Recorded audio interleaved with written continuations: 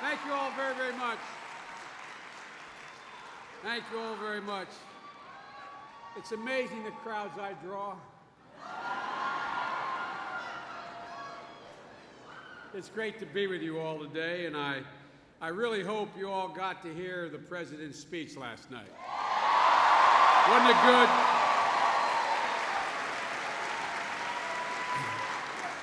I think the President laid out with clarity and power what we've done, what we're going to do, and how we're committed to getting it done. He laid out a clear and ambitious plan, a plan that flows from our core principles, the principles we ran on, our core mission that we said we were going to attend to when we took office a year ago. And that was very simple: to restore the middle class in America. Look, because of the President's bold leadership, we weathered the most ferocious economic storm this nation has seen since the Great Depression, keeping us from sliding into a depression, as some leading economists suggested. The President, from the outset, has understood that it's all about jobs, but there's a lot of business to attend to just to keep us from sliding off the edge. Well, ladies and gentlemen, the President knows one other thing. In a sense, it's more than about jobs. A job is more than a paycheck. It's about dignity and it's about respect, and too many people have lost it. Ladies and gentlemen, President Obama understands that the longest walk a mother or father can make is a trip up a short flight of stairs to their child's bedroom to say, "Honey, I'm sorry. You're not going to be able to stay at Stewart Middle School next year, or you can't play on West Tampa's Little League team next year, honey. We're going to have to move because Daddy or Mommy lost their job, or because the bank said we can't keep our house." My dad made that walk when I was a kid in our home in Scranton, Pennsylvania. I remember vividly my father walking up the stairs and I sitting at the end of the bed with my sister Valerie, the only one old enough to understand what he was talking about. He said, "I'm sorry, honey, but I'm going to have to move." The first thought I had was, God, they're getting divorced, literally. That's what worried me. And he said, "I got to move, honey. You and Val are going to stay here with Mom and Jimmy, and you're going to stay here with Grandpa because Dad has to move to Delaware. I'll be back. It'll take about a year, but I'll come back and forth. But we're going to be okay." It wasn't until I got older I realized how hard that must have been for my father to make that walk. How hard it must have been for him to go into the kitchen before that walk and say to his father-in-law, "Ambrose, can you do me a favor? Can you keep my family? Can Jean and the kids stay here with you? I'll try to do it as quick as I can, but there's no jobs." Well, ladies and gentlemen, too many Floridians have had to make that walk over the last 2 years. And the President and I understand. We understand. And we're determined to make sure that every hard-working Floridian, every hard-working American is able to walk into his child's room and say, "Honey, it's going to be okay." That's what this is all about. That's what this is all about. As you heard last night, that's why we're putting in place the policies that will enable us to reduce the debt we inherited and deal with the spending required to keep us from falling off the cliff this year. And during that process, you heard him say how we are reordering our country's priorities. We're investing in health care, education, energy information, technology, health technology, electric vehicles and batteries. Investments that will help us build a new economy for the 21st century. Investments that will allow us to lead in the 21st century as we did in the 20th. Ladies and gentlemen, we're determined to restore America to its rightful place at the leading edge of innovation with bold ideas that will create jobs immediately and serve as a foundation, a new platform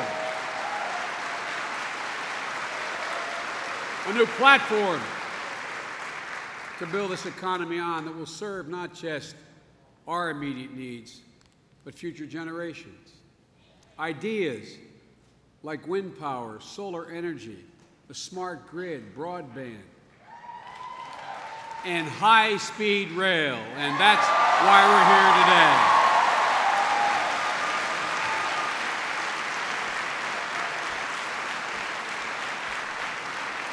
Having made over 7,900 round trips, literally, on Amtrak, 250 miles a day, I am very familiar with rail.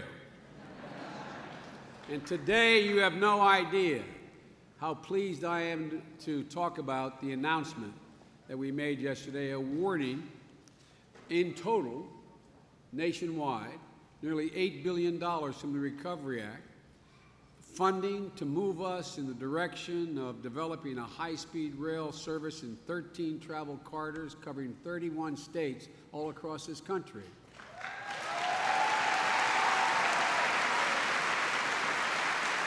Ladies and gentlemen, these investments have several goals. First, to improve existing rail lines to make train service faster and more reliable. Two, to pull cars off the road, reducing congestion, cutting pollution, and increasing productivity. And three, to begin to develop new corridors for high-speed trains that will go from 169 to 230 miles an hour.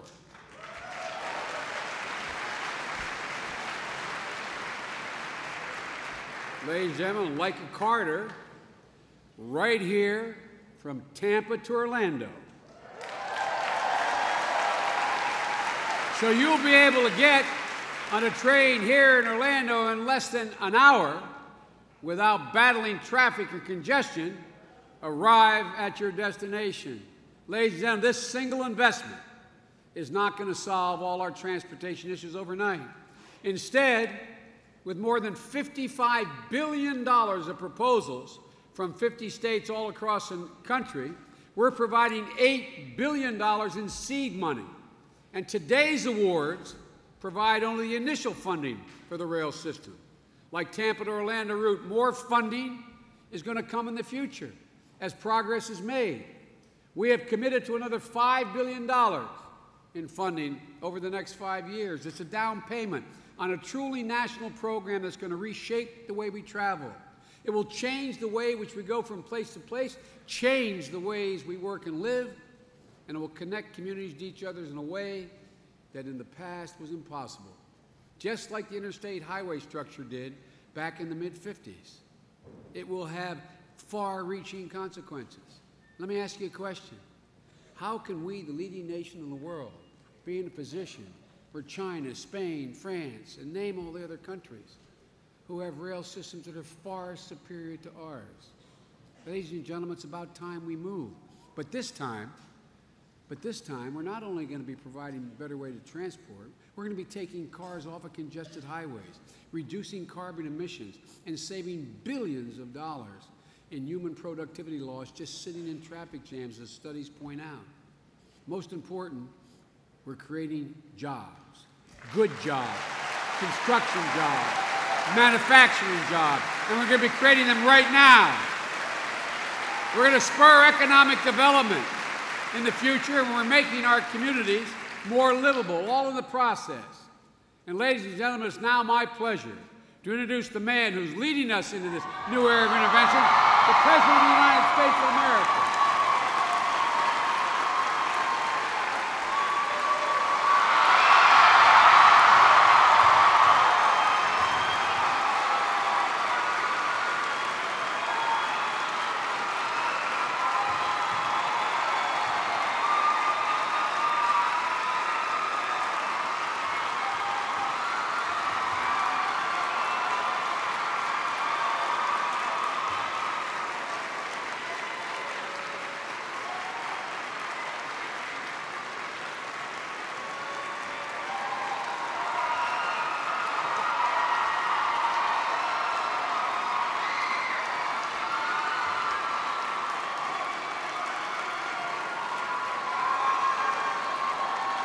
President Barack Obama.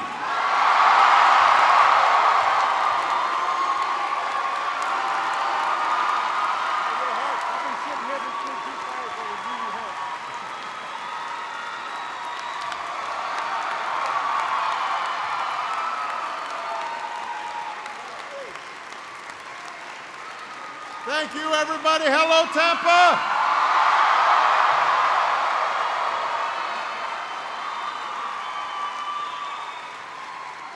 Thank you so much. Thank you, everybody. It's great to see you.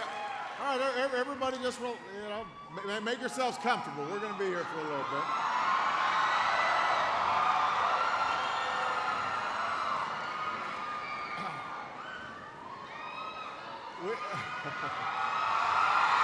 Thank you.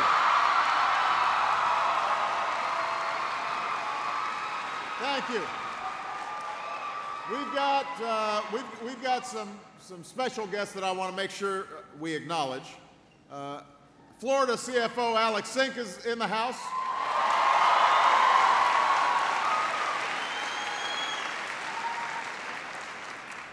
Representative Kathy Kastner, your representative.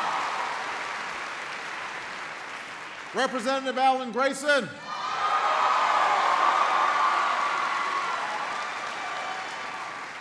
Representative Kendrick Meek.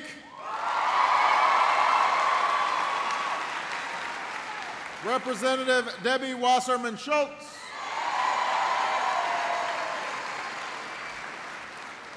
Your own Mayor, Pam Iorio.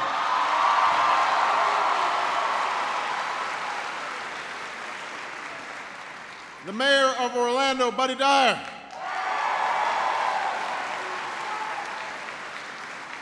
The President of University of Tampa, Ronald Vaughn.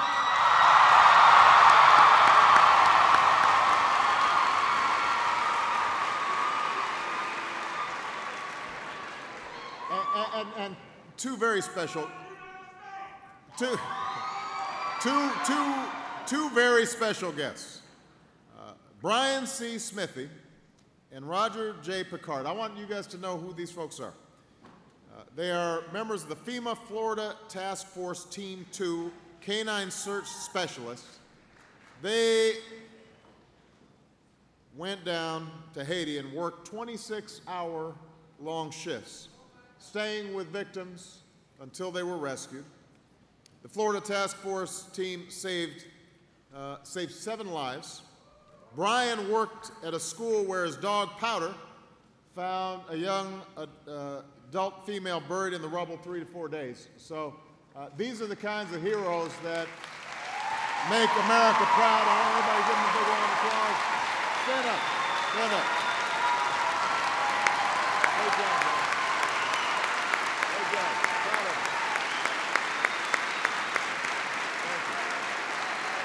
Thank you. Thank you.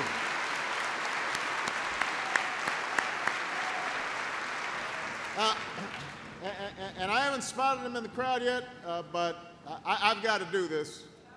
Even though I know y'all are upset that he took all that success to the Colts, he made his name here in Tampa, and he's not just a great coach, but he's just a model individual and leader. We're very proud to have him in the house, Coach Tony Dungy.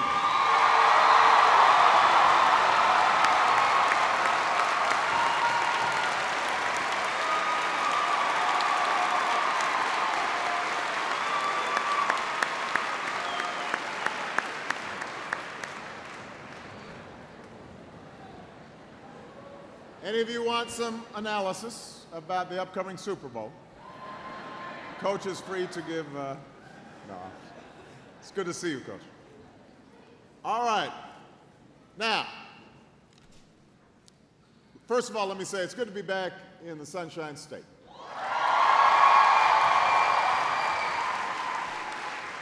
It is especially good to be back in January. And it's always nice to get out of Washington. It is. And spend a little time with the people who sent me to Washington.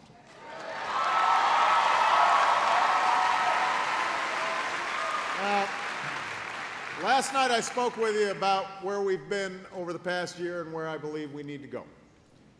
And I said what all of you know from your own lives.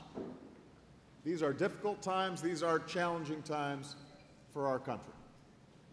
In the last 2 years, we've gone through the deepest recession since the Great Depression. Think about that. A big chunk of the people here, certainly the younger people here, have never even seen a recession. They don't even, it doesn't register on their minds. This is by far the toughest thing that the country's gone through economically since the 1930s. And Tampa, like so many communities across our country, has felt the lash of shuttered businesses and lost jobs and home foreclosures and vanished or dwindling savings. And this storm came at the end of what some call a lost decade, because what happened between 2000 and now, it was a decade in which paychecks shrank and jobs barely grew, and the cost of everything from health care to college education went up. Irresponsibility from Wall Street to Washington left good, responsible Americans who did everything right still struggling in ways they never imagined. Joe and I took office in the middle of this raging storm. We ran for office, the highest office, because we had been hearing stories like this day in, day out for years, even before the financial crisis hit. So we're not going to rest until we've rebuilt an economy in which hard work and responsibility are rewarded, and businesses are hiring again, and wages are growing again, and the middle class can get its legs underneath it again.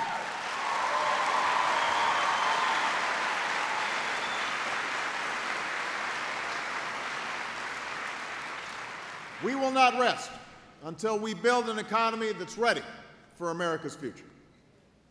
Now, to do that, the first thing we had to do was break the back of this recession. And that required some tough, in some cases unpopular, but unnecessary, all which were necessary steps. I mean, I mentioned this last night. None of us wanted to have to stabilize the banking sector, particularly since they helped create this mess. But as I explained last night, if we hadn't, the financial system literally could have melted down. And that would have taken our entire economy and millions more families and businesses with it. But because of the steps we've taken, now the markets have stabilized. The economy is growing again.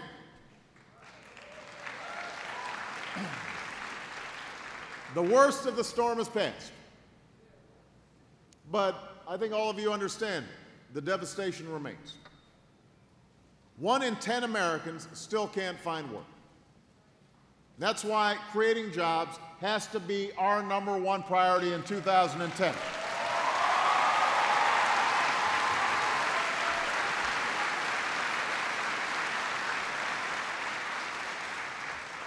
The true engines of job creation here in America are America's businesses. And there are several steps we can take to help them expand and hire new workers. Last night I proposed taking $30 billion of the money that went to Wall Street banks but have now been repaid and use it to help community banks give small businesses the credit they need to stay afloat. That will help. I also proposed a new tax credit for more than 1 million small businesses that hire new workers or raise wages. And while we're at it, I believe that we should eliminate all capital gains taxes on small business investment and provide a tax incentive for all businesses to invest in new plants and equipment. As Joe mentioned, we're going to put more Americans to work rebuilding our infrastructure and building our infrastructure of the future. I mean, it's important to repave our roads. It's important to repair our bridges so that they're safe. But we want to start looking deep into the 21st century.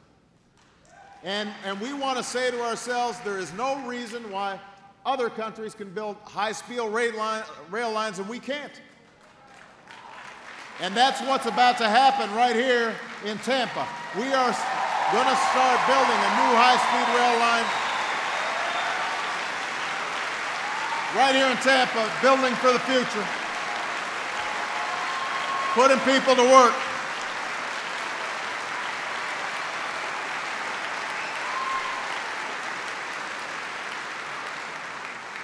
I'm excited. I'm going to come back down here and write it.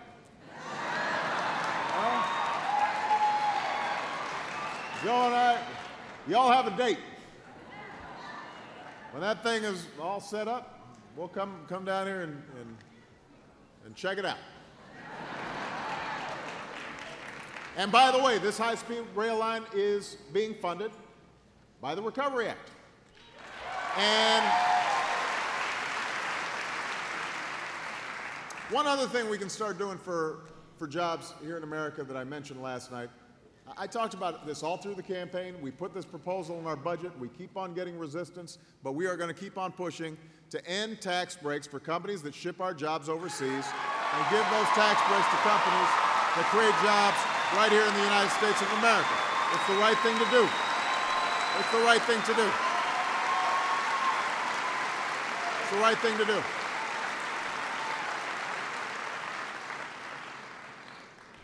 Now,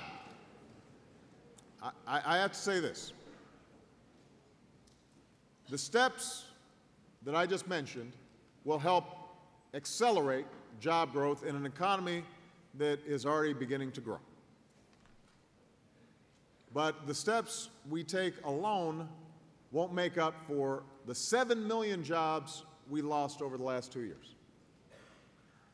I mean, keep in mind, when we were sworn into office,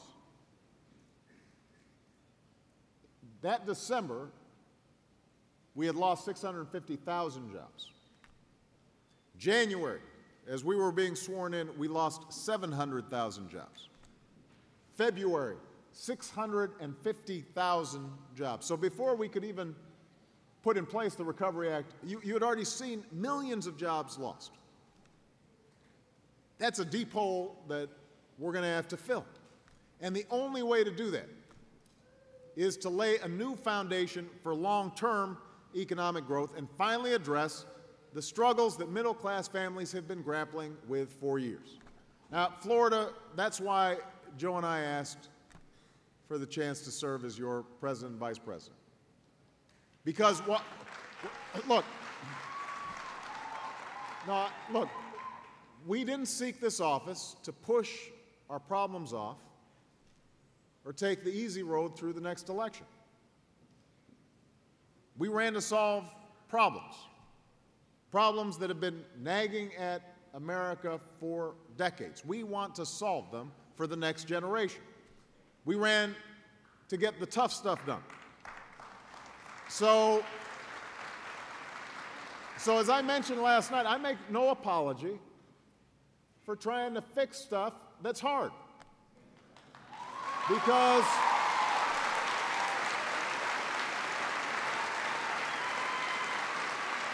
I'll be honest with you. Joe and I are both pretty smart politicians. We've been at this a while. The easiest way to keep your poll numbers high is to say nothing and to do nothing that offends anybody. That's true. No. You know, you just wave and smile. No, that's how you do it. The minute you actually start doing something, somebody's going to disagree with you. But that's what I promised. Some of you remember the campaign. I said I wasn't just going to tell you what you want to hear. I was going to tell you what you need to hear. So none of this is new. There's nothing that we have talked about since we entered the White House that we didn't talk about during the campaign. And so long as we have the privilege of serving you, we will not stop fighting for your future, no matter how many lumps we've got to take to get it done.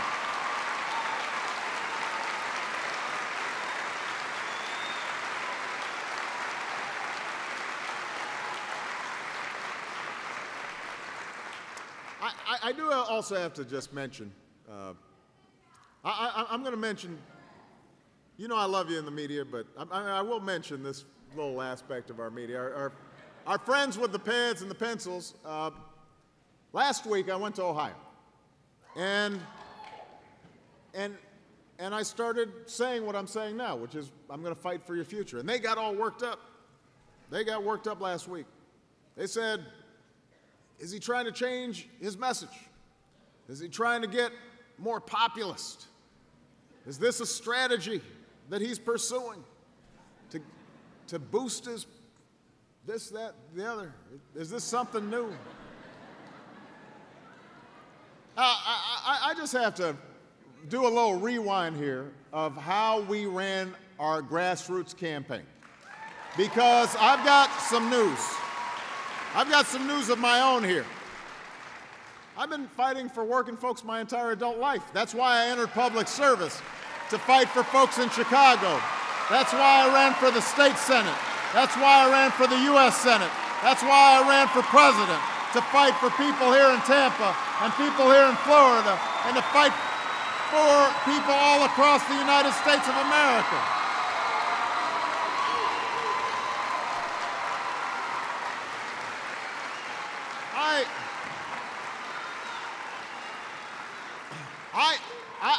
I seem to remember coming to Tampa 2 weeks before the election.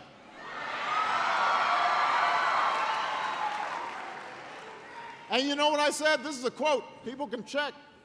I'm sure it was reported in the newspapers. I said, change never comes without a fight. That was true then. It's true now. Change never comes without a fight, Florida, so I won't stop fighting. I know you won't either.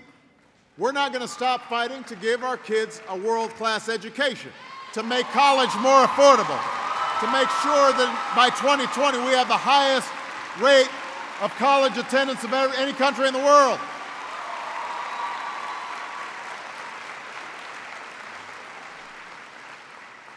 So we've proposed that graduates should only pay 10% of their income to pay back their student loans. And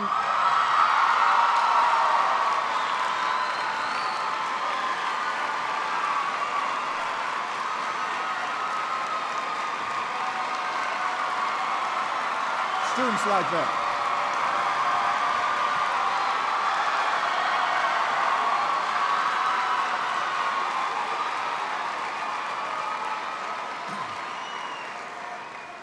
And what I've said is, we'll forgive student loan debt after 20 years, but after 10, if you choose a career in public service. Because if you decide you want to be a teacher, if you decide you want to be a cop, if you're not making huge amounts of money, we don't want to discourage you from that, because of the cost of college. And by the way, I've been there and Michelle's been there.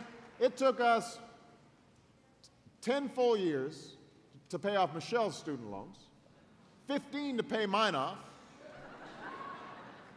So I've been there. And our belief, and I think your belief is, in the United States of America, nobody should go broke because they chose to go to college. We want everybody to go to college, and we don't want them going broke doing it.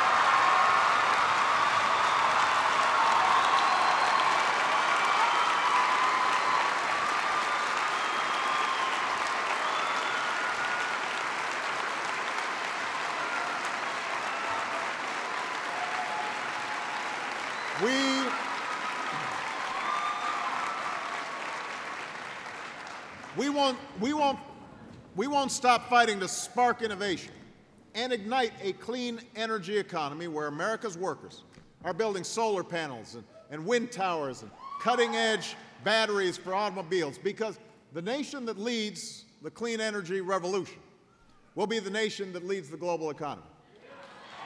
And as I said last night, other countries aren't waiting. They want those jobs. China wants those jobs. Germany wants those jobs. They are going after them hard, making the investments required. We're not going to stop fighting to give every American a fair shake. The first bill I signed into law was making sure that there was equal pay for equal work for women, the Lilly Ledbetter Act, because I think you should be paid the same for doing the same work. That's just fair.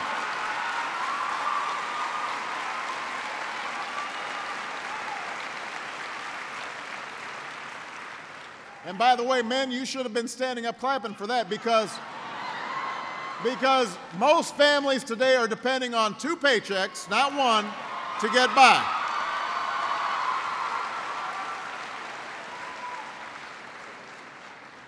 We're not going to stop fighting to protect the American consumer. That's why I signed a credit card Bill of Rights into law to protect you from surprise charges and retroactive rate hikes and other unfair rules. That's why I'm fighting for a tough consumer financial protection agency to protect you against things like hidden fees that can make an ATM withdrawal cost $30.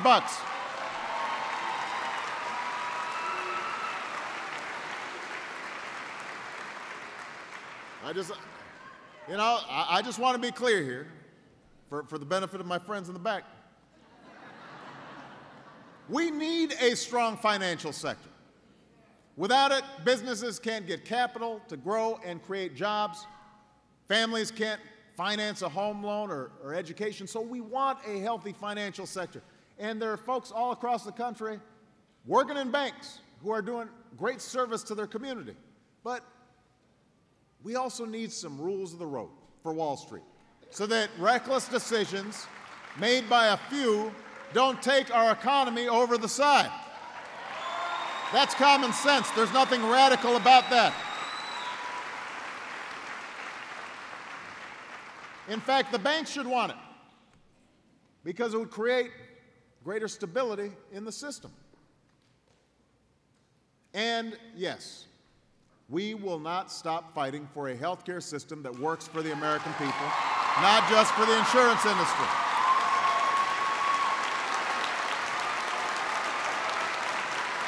We won't stop.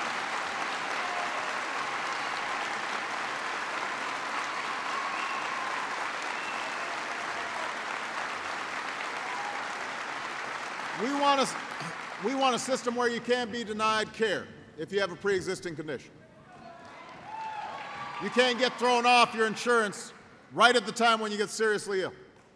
We want a system where small businesses can get insurance at a price they can afford. Nobody pays more than small businesses and individuals who are self-employed in the insurance market because they've got no leverage. We want to change that by allowing them to be able to set up a pool. We want to make sure that people who don't have coverage can find an affordable choice in a competitive marketplace. We want a system in which seniors don't have these huge gaps in their Medicare prescription drug coverage, and where Medicare itself is on a sounder financial footing. Those are the things that we're fighting for. And I'm not going to stop on that because it's the right thing to do. And by the way, if you are serious about reducing our deficit and debt, you cannot accomplish it without reforming our health care system because that's what's gobbling up more federal dollars than anything else.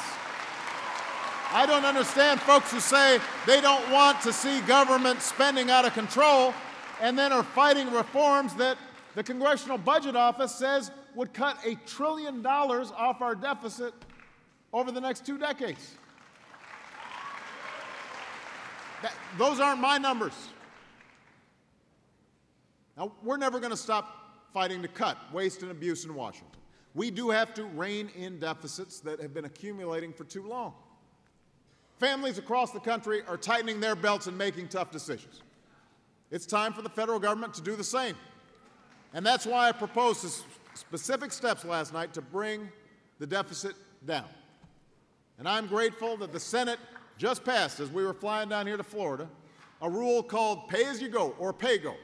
That was a big reason we had record surpluses in the 1990s instead of the record deficits that were handed to me when I walked into office. Look, it's a very simple concept, this pay-go.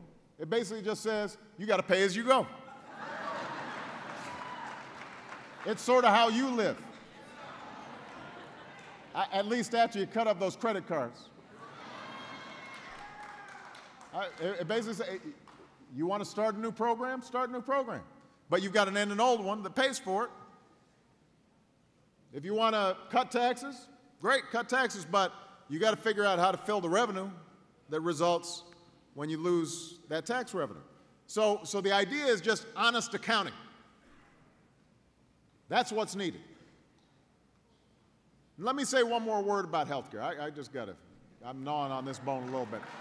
I know that the longer the process worked through on a complicated issue like this, the uglier it looked. You know, and it doesn't help when you've got the insurance industry spending several $100 million advertising against it, but after a while, people didn't know what to think. And you start asking yourselves, what's in it for me? And as I said last night, I take my share of the blame for not explaining our approach more clearly, but this problem's not going to go away. The tough stories I read in letters at night, they're not stopping. I'm not going to walk away from these efforts. And I won't walk away from you. And I don't think Congress should walk away either. We are going to keep working to get this done, and I hope we can get some Republicans to join Democrats in understanding the urgency of the problem.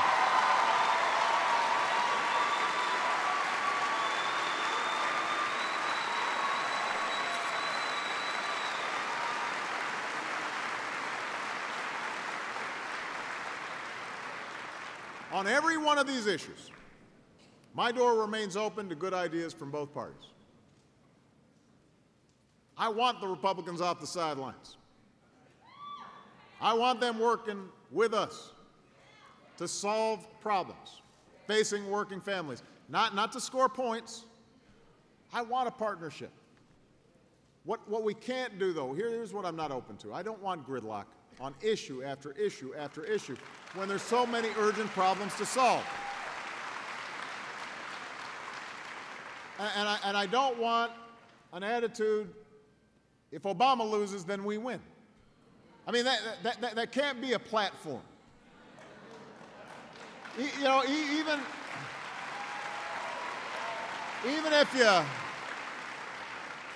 if you disagree with me on some specific issues, all of us should be rooting for each other. All of us should be rooting for America moving forward and solving problems. So that, you know, you lose, I win mentality, that mindset may be good for short-term politics, but it's not a mindset that's equal to these times. It's not worthy of you. What you deserve is for all of us, Democrats and Republicans, to work through our differences, overcome our politics, do what is hard, do what is necessary to advance the American dream and keep it alive for our time and for all time. We have come through a tough year and a tough decade, but a new year is here and a new decade is stretching before us. Opportunities are there for the taking. Every business owner working on the innovation of tomorrow, every student reaching for a better future, everyone ready to roll up their sleeves and play their part in rebuilding America.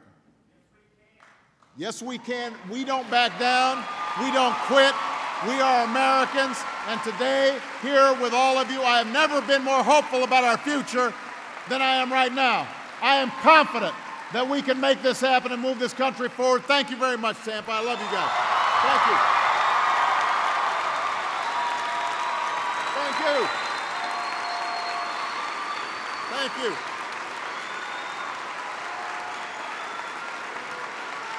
Thank you.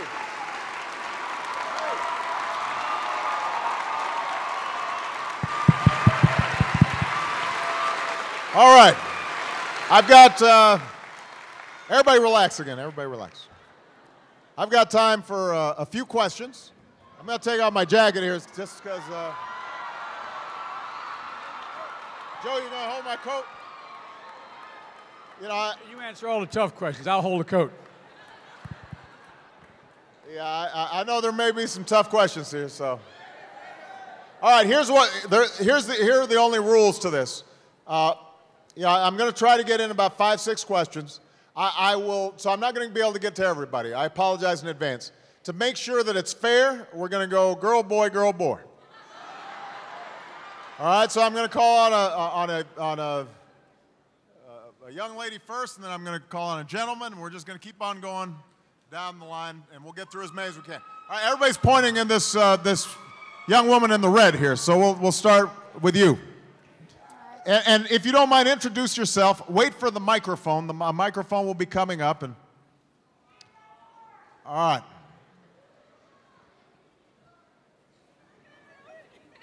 Hello, Mr. President. My name is Layla Abdelaziz. I'm a student at the University of South Florida. Hey, Layla.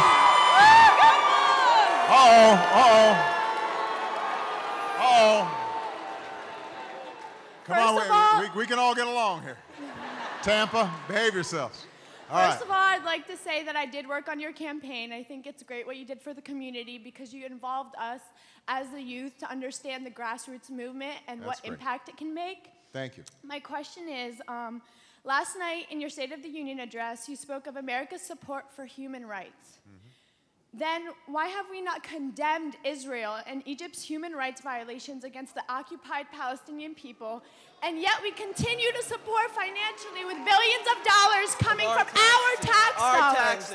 Okay, now everybody's got to be courteous. Everybody's answering the question. Let me just talk about the Middle East generally. Look. All right, everybody, come on. Hold on 1 second. I got to answer my question first, sir. Okay. I know you got some beads on? Are those New Orleans beads? Okay. Look. The Middle East is obviously an issue that has plagued the region for centuries. And it's an issue that elicits a lot of passions, as you heard. Here's my view. Israel is one of our strongest allies. It has, let me play this out. It is a vibrant democracy. It shares links with us in all sorts of ways. It is critical for us, and I will never waver from ensuring Israel's security and helping them secure themselves in what is a very hostile region. So I make no apologies for that.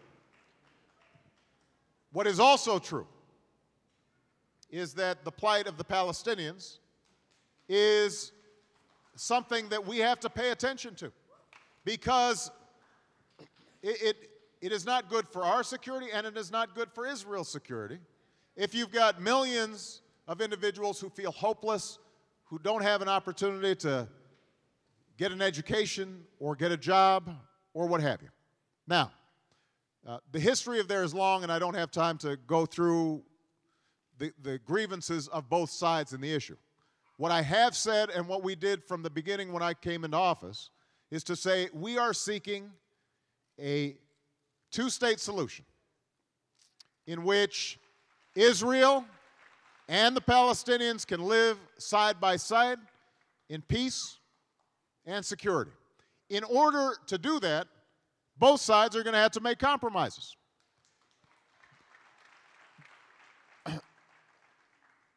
As a first step, the Palestinians have to unequivocally renounce violence and recognize Israel. And Israel has to acknowledge legitimate grievances and interests of the Palestinians. we know what a solution could look like in the region, but here's the problem that we're confronting right now, is that both in Israel and within the Palestinian territories, the politics are difficult. They're divided. The Israeli government came in based on the support of a lot of folks who don't want to make a lot of concessions.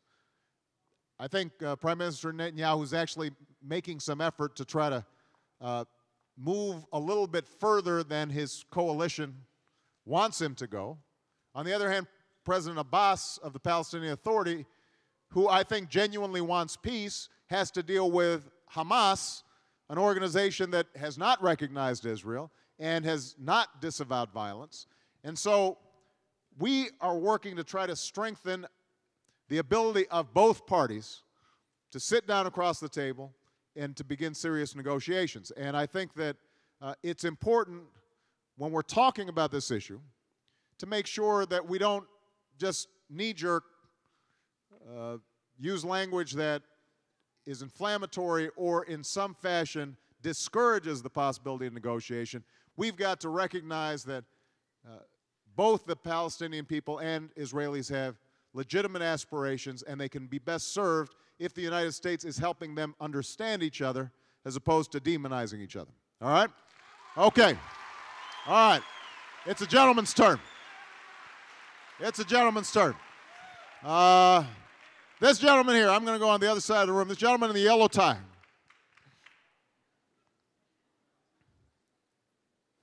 Bill Siegel, Orange County Commissioner. Welcome, Mr. President. What's the decision matrix going to look like for high-speed rail? How are we going to decide who gets what, and when is the announcement going to be made? Well, I probably should have Mr. Biden talk about this because he has been working diligently overseeing the Recovery Act. Let me make a general point about high-speed rail, as well as the way the infrastructure is being moved through the Recovery Act. General point number one is that making an investment in infrastructure is a twofer because it creates jobs immediately and it lays the foundation for a vibrant economy in the future. So it's one of our best investments. But it's expensive. We've got a couple of $1 trillion worth of infrastructure repairs just on our old infrastructure, our existing infrastructure, our roads, our bridges. People remember what happened to the bridge up in Minneapolis that just buckled and collapsed. Well, unfortunately, we've got a lot of aging infrastructure. Some of it's not as visible as bridges. Some of it's water systems, pipes underground that essentially were built back in the 1930s. In some cases, even older than that.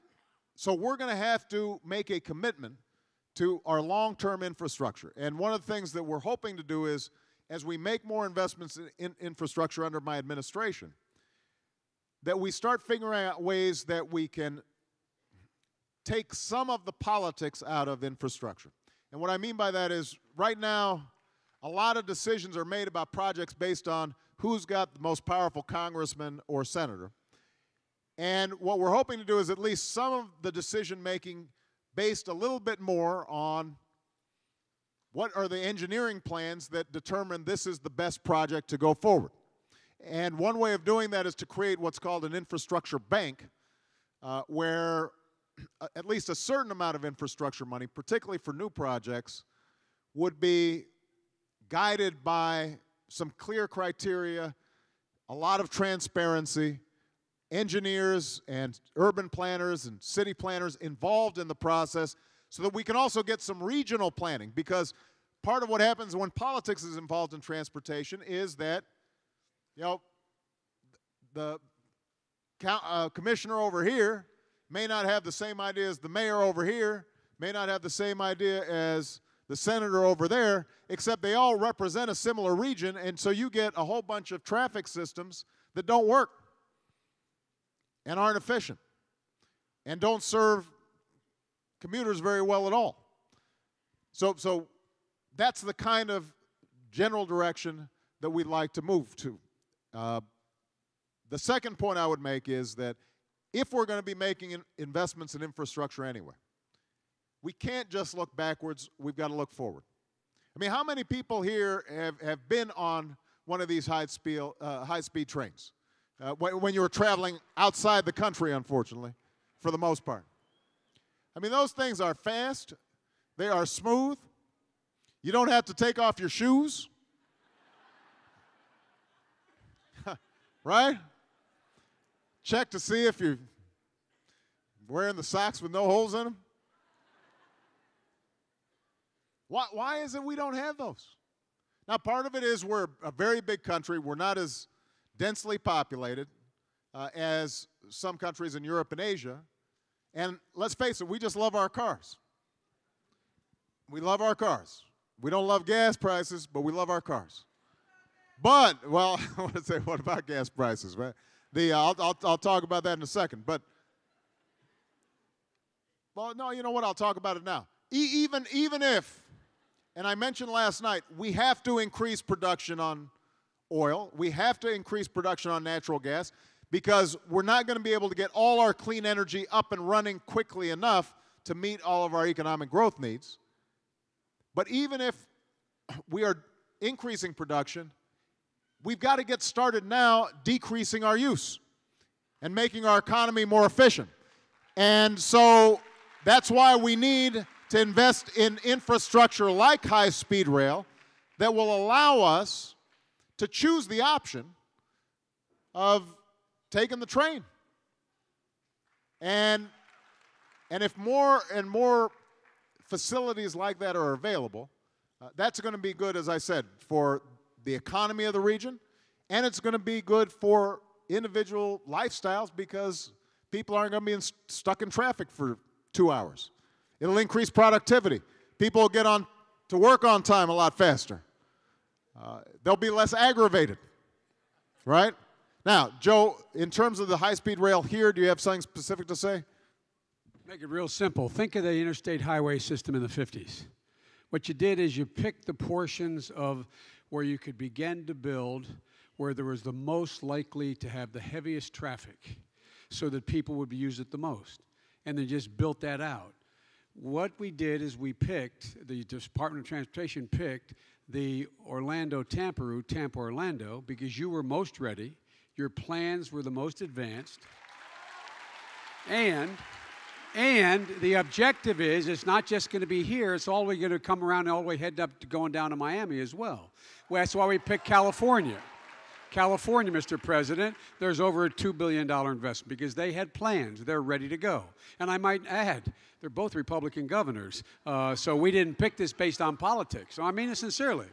So we're picking the places that make the most sense, have the highest density, are ready to go, and there's been $55 billion worth of requests coming from the states. The good news about that, Mr. President, is we're also funding, with some of the money, planning efforts because some of the plans aren't completed enough. And lastly, Mr. President, we are making a big difference with a portion of this money, over $1 billion of the $8 billion, on taking railroads, for example, from Richmond to Washington, go 65 miles an hour. By getting that up to 110 miles an hour, you take a whole lot of cars off the highway. It becomes economically reasonable to do it. So we're taking corridors that in fact exist where we can increase the mileage enough that it can make a difference on congestion. And I'll point out one thing. I-95, and you all know I-95 on the other side of the state, I-95 going all the way up in our way in the congested areas costs $22 million per lane to build per mile. You can build this railroad for less than $2 million in that. So it makes sense, it's where it works, and we're going to have to build it out. Good.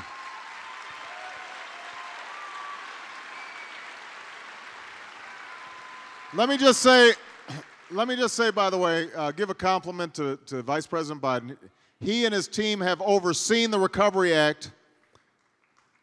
You have not seen scandal break out on a huge endeavor. People complain a lot about how government works and wastes money, et cetera. The truth is that if you look at how the recovery dollars have been spent, they have been spent the way they were promised.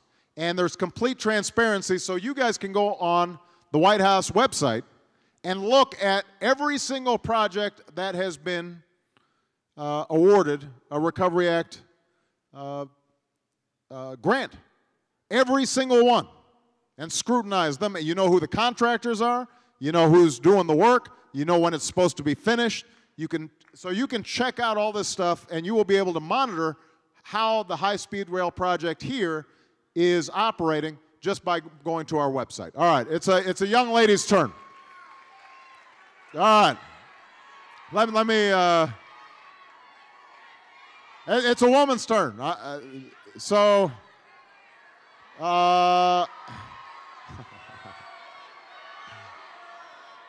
right, how about, all right, she's jumping up and down right here. There we go. Wow. All right, sir, but you can't blow your whistle, no. All right. President Obama, my name is Rashonda Williams. I'm from Kissimmee, Florida. I don't know if Ms. Chen has given you the poem that I wrote you. Not yet. Ms. Chen. She came to the Center for Drug-Free Living over in Orlando. Okay. And I wrote a poem for you winning the presidency. I framed it up and put on a nice background. But my question is, and I told her to give it to you. Okay, I'll be looking for it. So you asked Ms. Tina for that. My question is, my brothers are in and out of jail with the drugs, they're selling other drugs. And a lot of them can't get jobs coming out. So the only thing they know is to go back to what they're used to because they're felonies. My brother is 27, he has 33 felonies. Drug felonies, mind you. So what I'm saying is there anything that could be put into motion that can get these guys coming from prison, get in a system where they can get hired and get their self-esteem built back up so they don't have to go back out the street to sell drugs? Because if they don't hire them, all they're going to do is continue to sell the drugs. So we need some kind of company that can teach these gentlemen coming out some kind of trade. Okay. That would keep them from going back out and selling these drugs. Okay, well, first of all, I look forward to reading your poem.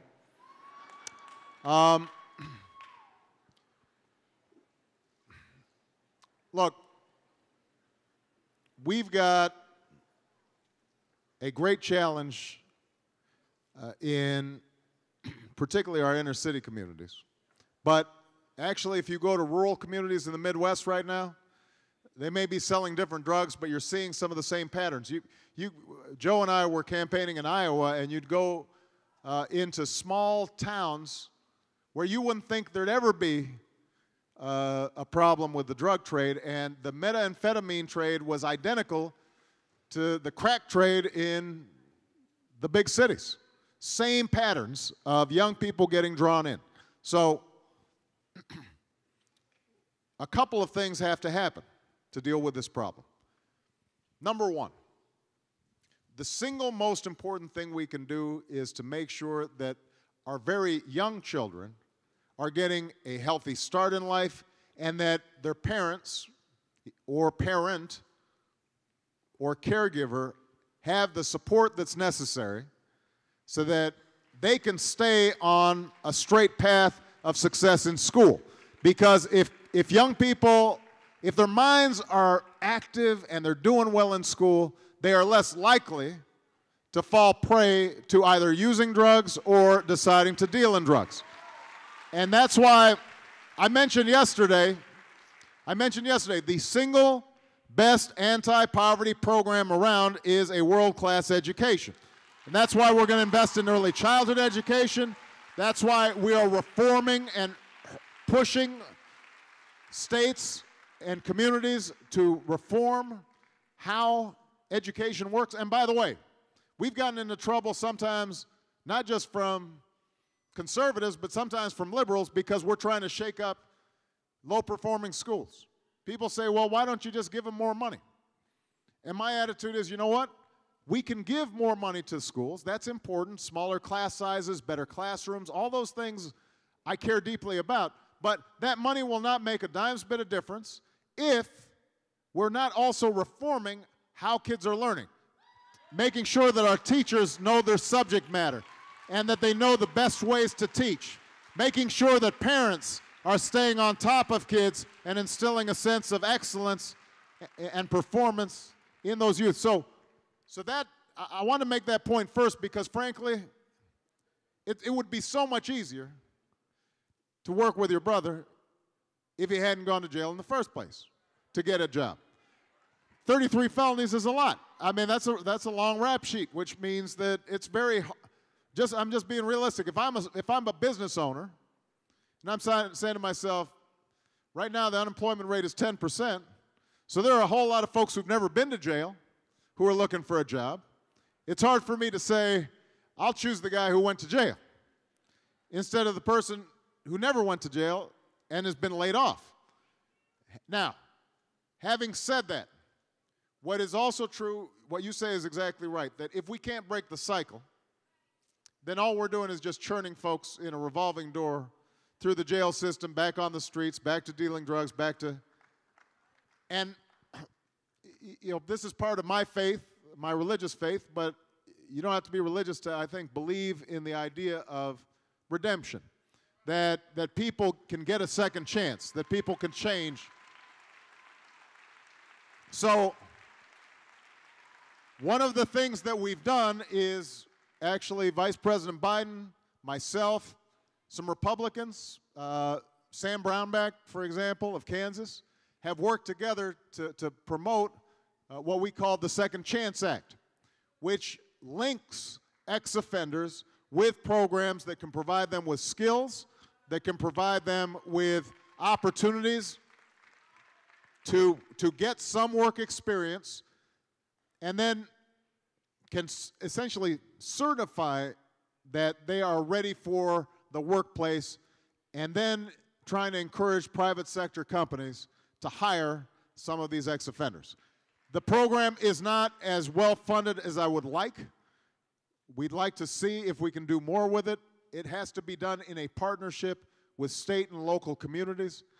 But I do think it's something that ends up being actually wise for taxpayers because, you know, every prisoner is costing us about $16,000, $18,000, $20,000, and every one of us are paying for it. So if we can find programs that work, breaking that cycle, ultimately that can be a good investment for taxpayers all across the country. All right.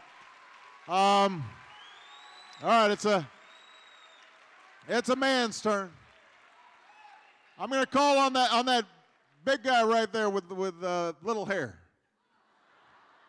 Since the microphone's right next to him. Thank you. My name's Steve Gordon. I'm from Clearwater, and I own a small company, environmental company. I manufacture the Instant Off water saving device that fits on any faucet worldwide. I'm frustrated because I can create 500 jobs. I've gone to the banks. I can't get a loan. And I speak for all businesses in the United States. We are tired of dealing with banks. And I don't understand, and this is my question for you, is that I know you care. I know you're trying. And I appreciate the pledge of $30 billion to small businesses. But lending it to the banks to lend to us is not the answer. It's just not. What I suggest, and the question is, why can't you use the SBA, just like you lent directly to Wall Street, you lent directly to the automakers, you lent directly to the banks, why can't the government make small businesses available directly to us? Well, this is a good question. Look,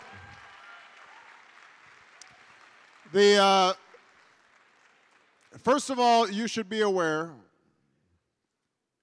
that we have increased SBA loans during the course of this year by 70% in some cases. So some of the key programs for businesses like yours, we have massively increased their lending, and by the way, we've waived some of the fees and red tape that are associated with you getting a loan from the SBA. Now, now it's not enough. I know you're shaking your head here. I understand it's not enough because you still want a loan. So, but but you need to understand, I just want you to know, it's not like we haven't thought of why don't we use the SBA. We have. The challenge that we've got is that even SBA loans are generally run not by the SBA. The SBA essentially works with local banks, community banks, neighborhood banks, to process the loan, and essentially the SBA underwrites the loan. And so the SBA does not have the infrastructure to go all across the country in every region and process loans to small businesses directly because they don't have enough people. Somebody yelled, why not? The SBA doesn't have the staff to do it. Keep in mind, a small business loan of any sort or a large business loan of any sort requires some sense of, all right, what's the business plan? What are your projected earnings, et cetera, et cetera. And somebody's got to do that. Now, if the SBA were to suddenly take over that entire function, we'd have to stand up a massive bureaucracy, a huge one.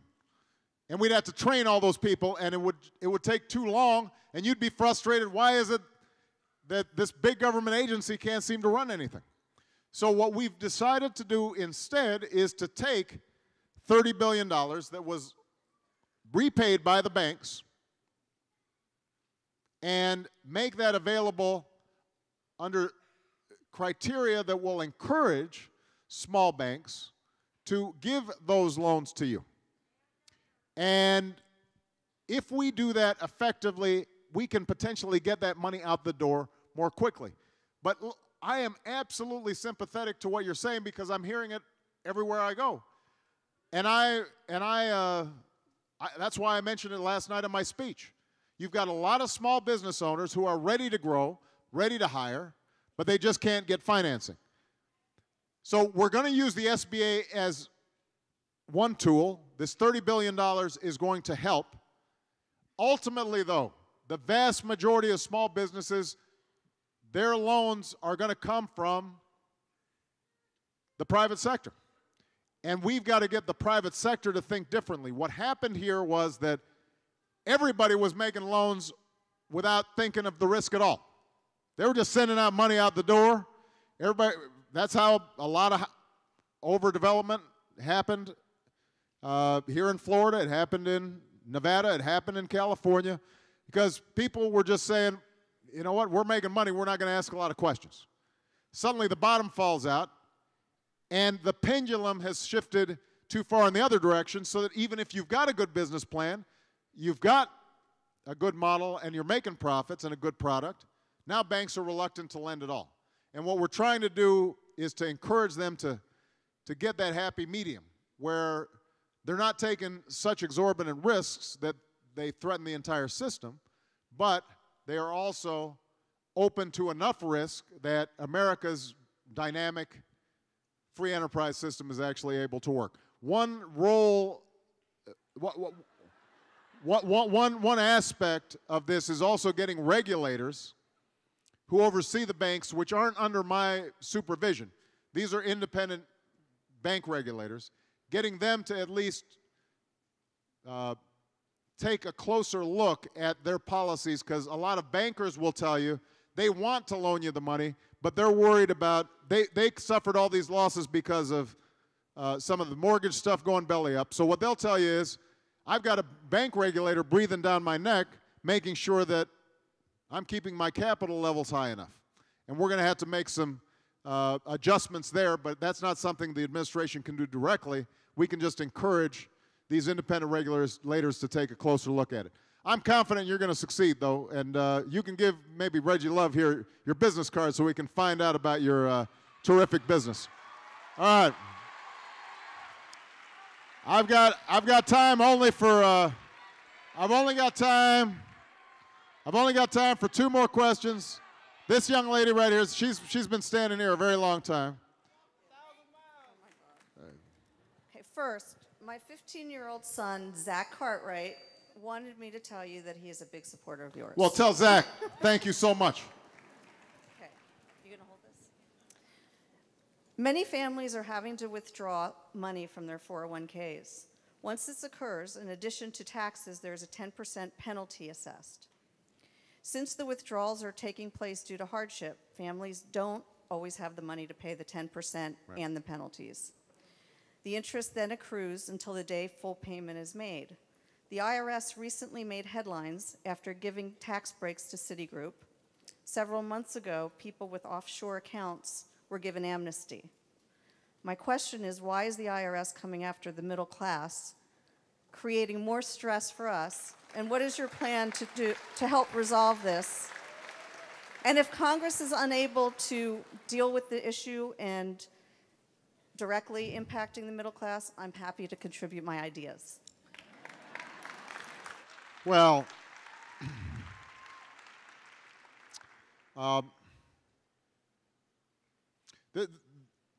this is something that actually I personally experienced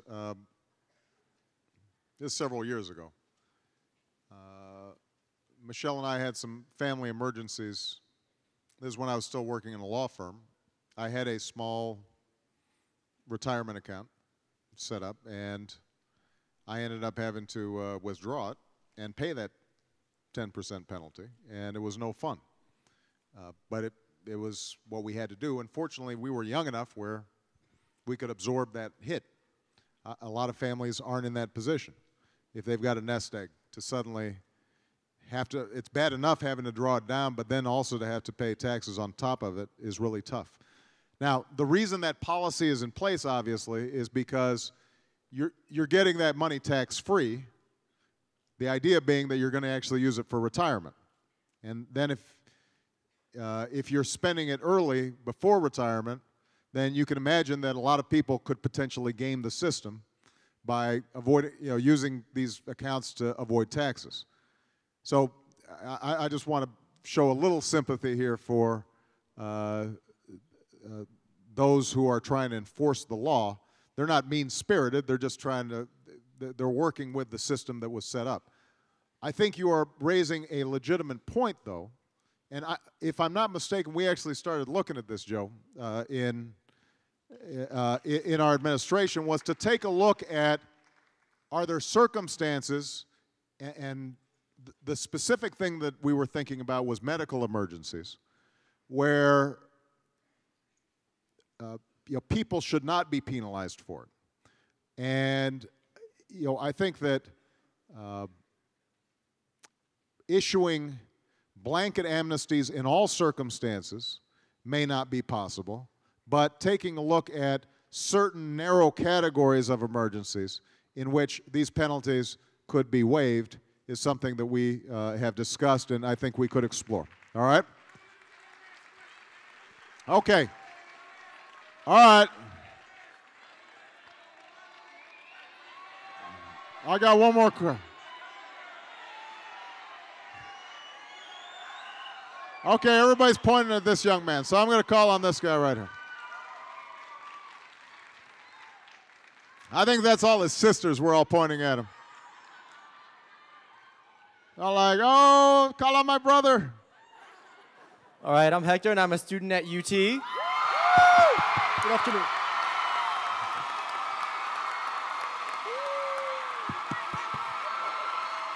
And my question is, last night you talked about repealing Don't Ask, Don't Tell. And my question is, what are you doing now to put in motion so that same-sex couples and homosexuals are treated as equal citizens of the United States, i.e. same-sex marriages and the 1,000+ benefits that heterosexual couples enjoy after marriage? Well, look, as I said last night, my belief is that a basic principle in our Constitution is that if you're obeying the law, if you're following the rules, that you should be treated the same, regardless of who you are. I think that a principle applies to gays and lesbian couples. So at the federal level, one of the things that we're trying to do is to make sure that partnerships are recognized for purposes of benefits, so that hospital visitation, for example, is something that is permitted, that Social Security benefits or pension benefits or others, that same-sex couples are recognized in all those circumstances. I think that we actually have an opportunity of passing a law that's been introduced in Congress right now, and my hope is this year we can get it done just for federal employees and federal workers. A lot of companies on their own, some of the best run companies have adopted these same practices. I think it's the right thing to do, and it makes sense for us to take a leadership role in ensuring that people are treated the same. Look, if you are, regardless of your personal opinions, the notion that somebody who's working really hard for 30 years can't take their death benefits and transfer them to the person that they love the most in the world and who has supported them all their lives, that just doesn't seem fair. It doesn't seem right. And I think it's the right thing to do. Okay, look, guys, listen, everybody. I've got to take off. Wait. But I warned you guys I couldn't answer every question. Let me just say in closing. Let me just say this in closing. Let me say this in closing. Hold on a second. Hold on a second. Hold on a second. I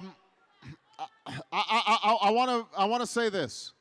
Look, we've gone through a very difficult year. But I have great optimism that we have begun to dig ourselves out of this hole. In order for us to do it successfully, we're going to have to work together. We're going to have to listen to each other. We're going to have to be respectful of each other. So I want to end on mentioning something that I talked about last night. You know, our political dialogue in this country has always been noisy and messy because we come from different places, we've got different ideas, different beliefs. I understand all that. But we're all Americans.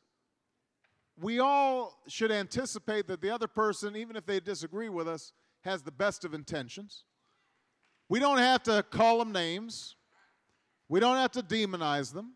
And that's true whether you are a Democrat or a Republican, whether you are a conservative or liberal, or an independent. Being respectful and listening to other people's point of views and understanding that most of these issues are complicated. Look, let me take the example of health care. Part of the reason why it's so easy to scare people about health care, even if they don't like it the way it is now, is because you've got doctors, you've got nurses, you've got hospitals, you've got insurance systems, you've got Medicaid, you've got Medicare, you've got the VA system. All these systems constitute several $1 trillion, 1/6 of our economy. Even if you come up with a great plan that lowers premiums and creates greater competition and ensures freedom for you to choose your doctor and is bringing down the deficit, all of the things that I've claimed, and prevents insurance companies from abusing customers. Even if we do all that, there's going to be somebody out there in a $2 trillion system who's unhappy with something, right? So they'll complain, well, you know, I'm a medical device manufacturer, and if you reform the system, that might force me to change how I sell my products. Or there's going to be a doctor who says, well, you know what, right now I get charged this way, and if you change how Medicare reimburses, then I might have to change my billing system, and that's going to cost me a few $1,000s, and I don't like that. The reason I'm pointing this out is if we're going to do big things on energy or health care or infrastructure, then we're going to have some differences. We've got to work them through.